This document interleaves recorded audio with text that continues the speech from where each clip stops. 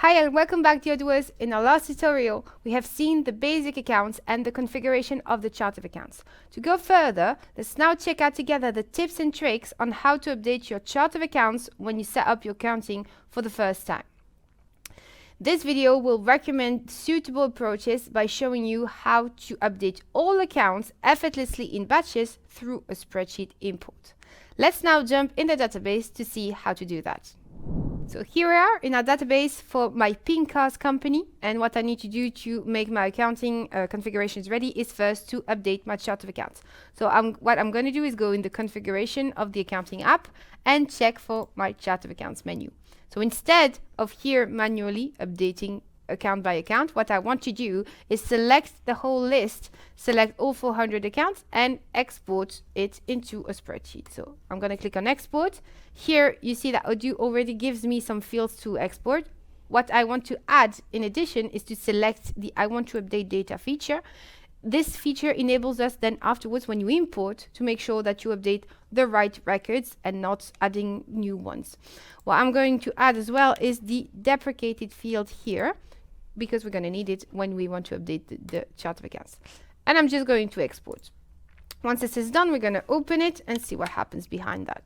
So what you see in the first column is what we call the external ID. So it's something that's really important. It's a really important concept in Odoo because it's a unique code for any information in your database. So it's for your chart of accounts, for your contacts, for anything in the system. And when you update through an import, you need this information to make sure that you update the right information in the system.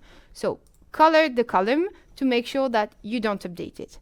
Another important information that you should not change easily is the account type. Remember, we've talked about it. It's a very important concept in Odoo, and you should not update for the account type for existing accounts, only for new ones that you're going to add. So let's say here now that you want to update the account. So what I always say is don't create a whole chart of accounts, update the existing one. So for example, let's say I have an account here in fixed assets. Here, my furniture and vehicles account, I don't like how it's named, so I'm just going to change the name. And instead of vehicles, I'm just going to put cars. So super easy. You can change the names to whatever you like. There is no restriction here. What is important is when you want to change the account code instead, depending on your country's accounting principles, you have more or less restrictions. So for example, in Belgium or France, for example, the account code is really important when you want to split the accounts into the financial report. So this is what gives us the balance sheet and the profit and loss statement. So here I can change it, but only to a certain extent. So always keep the first 2 digits intact and change the rest of it if you like. No restrictions for that. For other countries like the UK or the US, for example, the account code is not really important for the financial reports. It's only the account type that counts. So you don't have any restrictions in that case. So make sure that you know your country's accounting criteria before updating your chart of accounts. Now, if you want to add a new account, super easy. You just go at the bottom of the page and you add a new one to the list, basically. So here, in that case, you can just create, let's say I want a new expense account, mix expenses, for example. Here, you have to put an account type because it's an account that doesn't exist yet. So if you have doubts on which account type to choose from, you just take the closest existing account to the one that you want to create, and you just stick to the same configuration. So here I'm just going to put expenses, and that's basically it, okay? Here you don't need to put an external ID.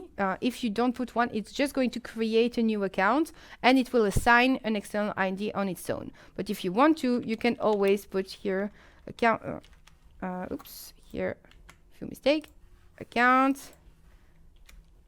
I'm just going to put my trigram and a sequence here to make sure that I have a unique code in my external ID.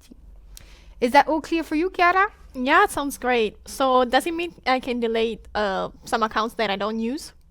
No, actually, no. It's not really a good idea because when you update a chart of accounts, and there are, of course, some accounts that you're never going to use, it's better to deprecate them. So deprecated in Odoo means archived, basically, so they still exist, but you can't choose them when you are creating accounting entries. Why is it important? Because in Odoo, there are a lot of default configuration, default accounts that we use, like, for example, the receivable accounts. It's always the same one when that is assigned when we create a new contact. So it's really important that you don't delete those by mistake, because afterwards you're going to get error messages.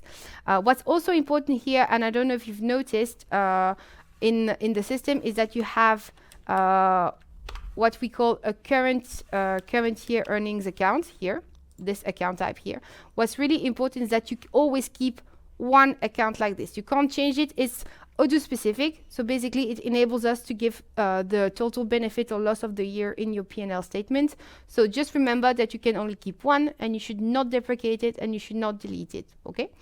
Well, we've done all our updates. So I'm just going to save the updates in my file, and I'm going to go back into the database and update it through an import.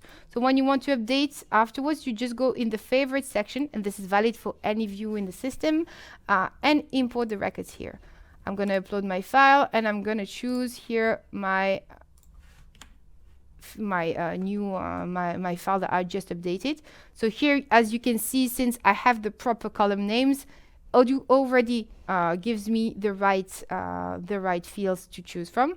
And always, when you want to import back again, test if everything works. So making sure everything seems valid. Odoo says, okay, I'm just going to import it again.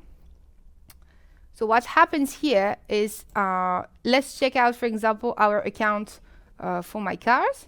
If I go back here, you see that it has updated the name properly and the code as well. So it's super easy, and it just takes me like much less time to update it through an import than through manually line by line.